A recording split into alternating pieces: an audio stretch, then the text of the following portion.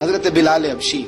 اب سیدنا صدیق اکبر فرماتے ہیں کہ رسول پاک گزرے، بلال کو مار پڑ رہی تھی، میرے حبیب پاک کی آنکھوں میں آنسو آ گئے. بے خبر ہو جو غلاموں سے وہ آقا کیا ہے. حضور کی آنکھوں میں آنسو، اور حضور نے دعا فرمائی کہ یا اللہ میرے بلال کو نجات دے دے، یا اللہ میرے بلال کو نجات دے دے. رسول پاک یہ کہہ کے گزر گئے.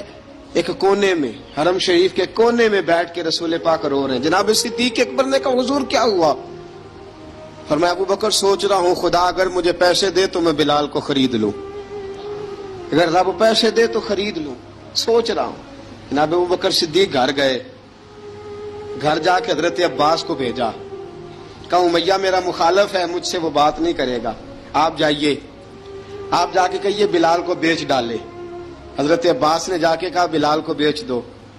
کہنے لگا میری قیمت بہت زیادہ ہے، 50 دینار کا میں نے خریدا ہے اور میں منافع لے کے بیچوں گا. حضرت عباس نے آ کے جناب صدیق اکبر کو بتایا تو ابو بکر صدیق فرمانے لگے چل مجھے ساتھ ہی لے جا دیکھ لیتے. پہنچے، جب ابو بکر صدیق کو آتے دیکھا نا تو چڑ گیا.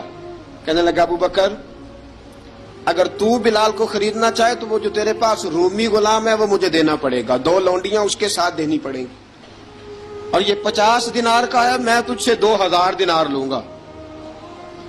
50 دینار کا ہے، 2000 دینار لوں گا. حضرت صدیق اکبر رضی اللہ تعالیٰ عنہ نے فرمایا مجھے منظور ہے، مجھے منظور ہے، منظور ہے مجھے. تو ابو بکر صدیق نے وہ تینوں غیر مسلم غلام لیے، 2000 دینار لیے. حضرت عباس نے بھی کلمہ نہیں پڑھا تھا. کہنے لگے ابو بکر تو کامیاب تاجر ہے، کیا کرنے لگے ہو؟ تو حضرت ابو بکر صدیق کہنے لگے آپ نے بھی کلمہ نہیں پڑھا، آپ کو اس سودے کا پتہ نہیں، آپ ابھی اس لذت آشنائی سے واقف نہیں، آپ نے بھی یہ ذائقہ چکھا نہیں، آپ ابھی اس راہ سے گزرے نہیں، آپ کو پتہ نہیں یہ بھی ایک ذائقہ ہے، یہ بھی ایک سودا ہے، یہ بھی ایک لذت ہے، یہ بھی ایک گہرائی ہے، یہ بھی ایک مزہ ہے، اس کا بھی آپ کو علم نہیں، آپ نے کلمہ نہیں نہ پڑھا. محبت کو سمجھنا ہے تو نہ سے خود محبت کر، کنارے سے کبھی اندازہ طوفان نہیں ہوتا. فرمایا ابھی تو راہ گزر میں ہے، کہہ دے مقام سے گزر. ابھی ذرا آگے چلیں گے نا، جب آپ کلمہ پڑھیں گے تو آپ کو پتہ چلے گا. حضرت سیدنا بلال حبشی کو لینے کے لیے صدیق اکبر پہنچے، 2000 دینار، 3 غلام پڑھے لکھے سیانے سمجھدار. جب دیے نا تو امیہ کھل کھلا کے ہنسا. کہنے لگا ابو بکر بڑے گھاٹے کا سودا کیا تو نے، ابو بکر تو نے بڑے گھاٹے کا سودا کیا ہے. یہ پڑھا لکھا مجھے دے کے جا رہا ہے اور یہ ان پڑھ تو لے کے جا رہا ہے، یہ خوبصورت رومی غلام دے کے جا رہا ہے اور یہ حبشی کالے رنگ کا تو لے کے جا رہا ہے، اور 50 دینار کا غلام 2000 دینار میں تو لے کے جا رہا ہے. اتنے گھاٹے کا سودا، اتنی بڑی نادانی.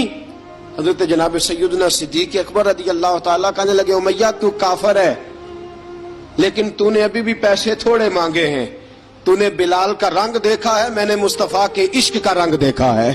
فرمایا تو ابھی اس کے رنگ میں الجھا ہوا ہے اور میں جو اس کے باطن کا حسن ہے وہاں تک پہنچ گیا ہوں. حضرت سیدنا بلال حبشی رضی اللہ تعالیٰ عنہ ساتھ کھڑے. جناب ابو بکر صدیق رضی اللہ تعالیٰ عنہ نے ارشاد فرمایا اگر میں یمن کا حکمران ہوتا، یمن کا بادشاہ ہوتا، اور تو مجھے کہتا کہ بلال میں تب دوں گا جب تو مجھے یمن کی حکمرانی دے گا، فرمایا میں تجھے یمن کی حکمرانی بھی دے دیتا لیکن بلال کو ضرور خرید کے لے جاتا. حضرت بلال حبشی.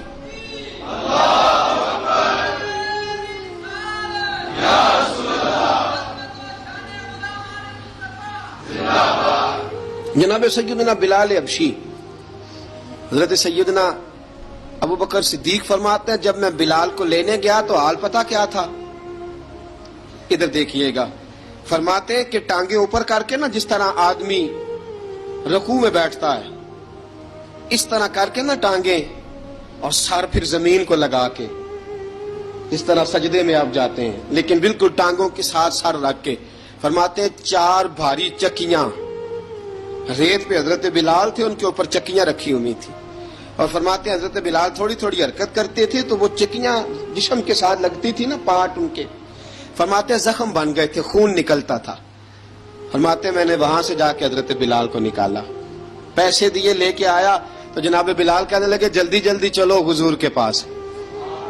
ذرا جلدی جلدی چلو، در مصطفیٰ پہ جلدی کرو. تو جناب سیدنا بلال حبشی رضی اللہ تعالیٰ عنہ کے جواب میں حضرت ابوبکر صدیق کہنے لگے بلال جلدی نہ کر، جب میں آیا تھا تو حضور تیرے لیے آنسو بہا رہے تھے.